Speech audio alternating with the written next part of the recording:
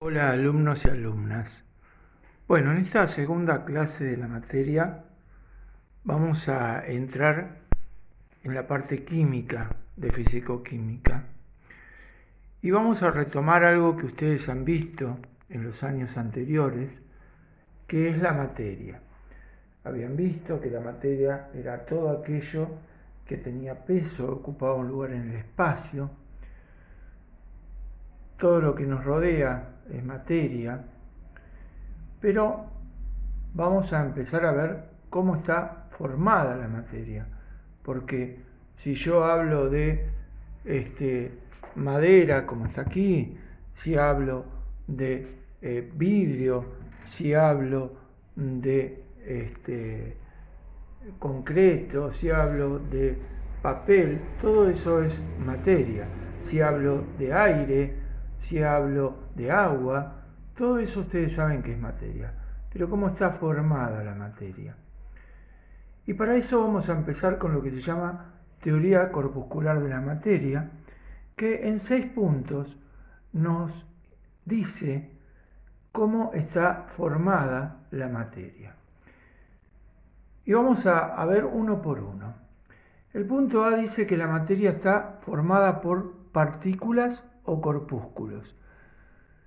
Esas partículas o corpúsculos, algunos ya estará adelantándose diciendo, ¿eso era los átomos? Bueno, sí, después vamos a ver qué son los átomos, pero por ahora lo vamos a llamar partículas o corpúsculos. Y lo vamos a imaginar como que esto fuera un trozo de materia y que está formado por pequeñas bolitas o pelotitas muy pequeñas ocupando todo el lugar de esta materia, de este pedazo de materia, que en este caso ya sería un cuerpo, porque cuerpo era una porción limitada de materia, ¿sí? Cuando hablábamos de materia hablábamos, por ejemplo, de arena, pero si hablo de una playa o de un balde de arena, eso es cuerpo.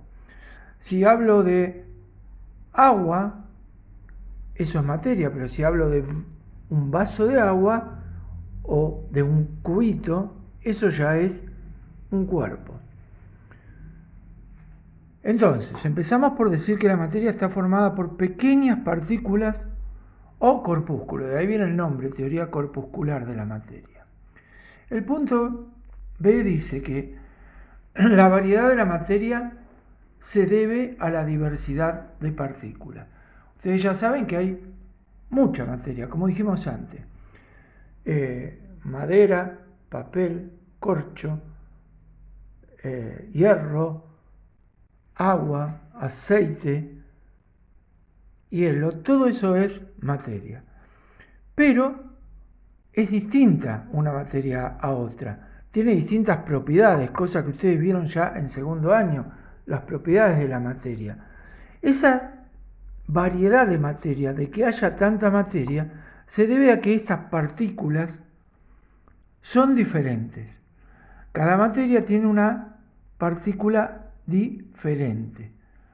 Hay tanta diversidad de de partículas, lo que hace que lleve a variedad de materia. El punto C dice, entre las partículas hay un espacio donde no hay nada, vacío. ¿Ok? Acá, entre esos huequitos que yo estoy mostrando que hay entre las partículas, ahí no hay nada, hay lo que se llama vacío. No hay aire, no hay nada, hay vacío. El punto D de la teoría dice que entre las partículas, estas, se ejercen fuerzas de variada intensidad. Fuerzas de atracción entre sí, fuerzas de repulsión. Después lo vamos a ver a qué nos lleva esa variedad de fuerzas que hay entre ellas. Y el punto E dice que estas partículas se mueven, siempre están en movimiento, ya sea por desplazamiento, o sea que la partícula se mueve para un lado, para el otro, para arriba, para abajo, por vibración, o sea, vibran, o por rotación, giran. Esos son los 3 movimientos que tienen estas partículas. Desplazamiento, vibración o rotación. Y el último punto, que es lo que vamos a ver a continuación, dice que los estados de la materia, y ustedes también vieron anteriormente los estados de la materia, que eran sólidos, líquidos y gaseosos, van a depender de la disposición de cómo están ubicadas estas partículas, del movimiento que dijimos antes que tengan y de la interacción entre las partículas. ¿Qué quiere decir eso? Quiere decir cómo están interactuando, si se están atrayendo, si se están empujando entre sí, si hay repulsión, si hay atracción. Estas tres cosas, la disposición, el movimiento y la interacción, es lo que nos lleva a entender los estados de la materia. ¿Qué es lo que vamos a ver? Bueno, vamos a comenzar a ver los estados de la materia que ustedes ya conocen, que son sólido, líquido y gaseoso. Pero vamos a ver las características de esos tres estados. Vamos a empezar con el sólido. El sólido tiene tres características que lo hacen diferente a los otros dos, que son: poseen forma propia y volumen definido, no fluyen y son incompresibles. ¿Qué quiere decir? Yo aquí tengo un vaso. Este vaso es ¿de qué materia? Vidrio. El vaso es el cuerpo, la materia es vidrio. Dice tiene forma propia. El vaso tiene una forma, redonda, circular, como la quieran llamar, pero tiene una forma definida. Y también un volumen. Yo puedo saber el volumen de este vaso. No fluyen. ¿Qué es fluir? Fluir es correr, pasar de un lado a otro. Si yo tuviera este vaso y fluyera, se me iría de aquí. Se iría, pero no se va, queda ahí, no fluye. Y son incompresibles. ¿Qué quiere decir incompresible? Que no se puede comprimir. Yo, por más de que haga fuerza, no lo voy a deformar a este vaso, no lo puedo comprimir. El estado líquido dice: toman la forma del recipiente que los contiene. Si yo pongo agua en este vaso, el agua va a tomar la forma del vaso. Pero el agua no tiene la forma del vaso. La va a tomar cuando yo lo pongo aquí adentro. Fluyen. ¿Qué quiere decir que fluyen? Si yo tengo el agua acá y hago esto, el agua se me va a ir de ahí. Se va a caer. ¿Y qué quiere decir con mayor o menor intensidad? Si yo tengo agua, hago así y me voy a quedar sin agua en el vaso inmediatamente. Si yo aquí tengo aceite, cuando haga así, el aceite va a ir cayendo lentamente y dependiendo de la densidad del aceite.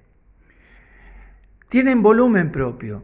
Yo puedo tomar el volumen del agua que está acá adentro. Si ustedes tienen una botella de 1 litro y ponen agua adentro, saben que tiene 1 litro o 1000 centímetros cúbicos dentro de la botella. Ese es el volumen de agua o de líquido que va adentro de la botella.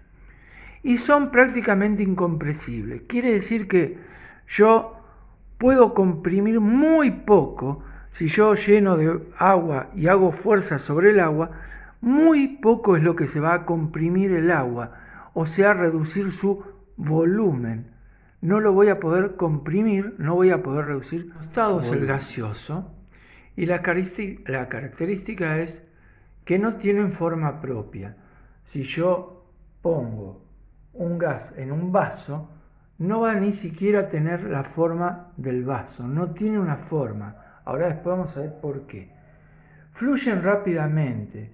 Fíjense, si ustedes tienen una botella de una gaseosa y la destapan, ¿qué pasa? Si van al otro día, ustedes mismos dicen, no tiene gas. ¿Qué pasó con el gas? Se fue, fluyó, quedó líquido, pero el gas se fue, sale de la botella. Y por último son compresibles. Si yo tengo por ejemplo, ustedes pueden tomar una jeringa y tapan la punta de la jeringa y comprimen el émbolo de la jeringa, van a ver que comienza a disminuir su volumen. ¿Hasta cuándo?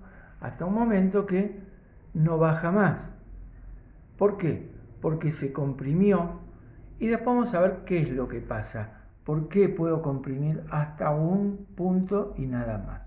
Bueno, ahora vamos a relacionar estas tres características de los estados con el punto de la teoría corpuscular de la materia, que yo le dije que la íbamos a ver en lo siguiente. Así que ahora, bueno, llegamos al final de toda la explicación y les pido atención para tratar de entender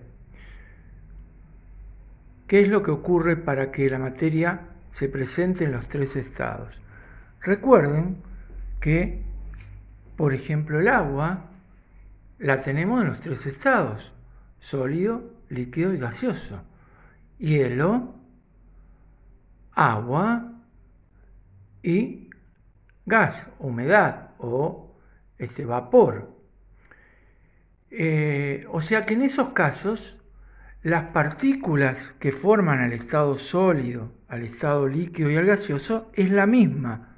¿Pero qué cambia? Lo que decía en el punto E de la teoría corpuscular. Cambia la disposición, el movimiento o las fuerzas de interacción de estas partículas. Vamos al estado sólido. Y para entender mejor esto, imaginen que esto es un recipiente donde yo pongo bolitas adentro, ¿sí? Agarren un vaso, tomen un vaso y imaginen que le ponen bolitas adentro. Pero a esas bolitas yo las pego entre sí, con una gotita las pego.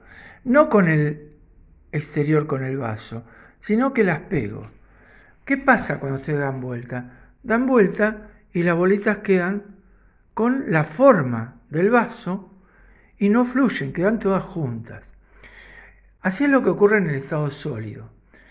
La disposición de estas partículas son que están juntas, una pegada a la otra. ¿Qué movimiento tienen? Vibran muy poco, pero vibran. Siempre van a vibrar. Algunas más, algunas menos, pero vibran. No tienen otro movimiento que de vibración.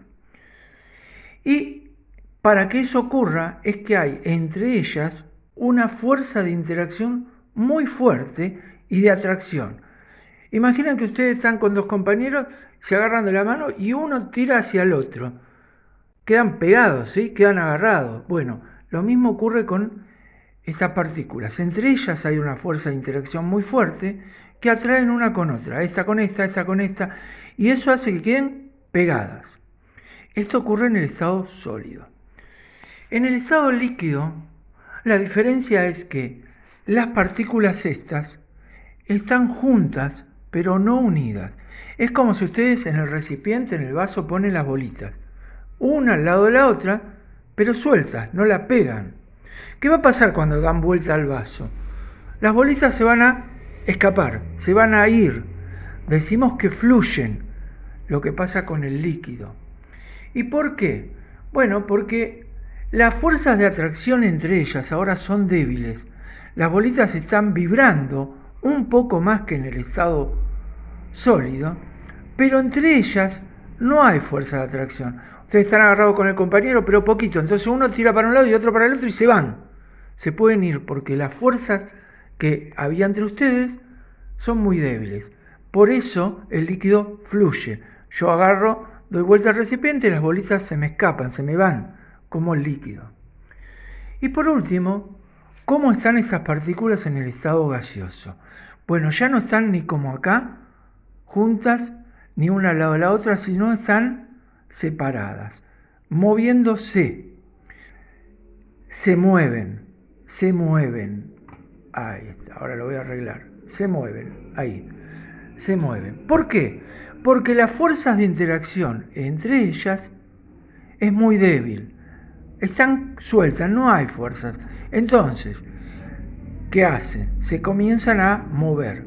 Se mueven en línea recta, después lo vamos a ver, y en todas las direcciones y sentidos.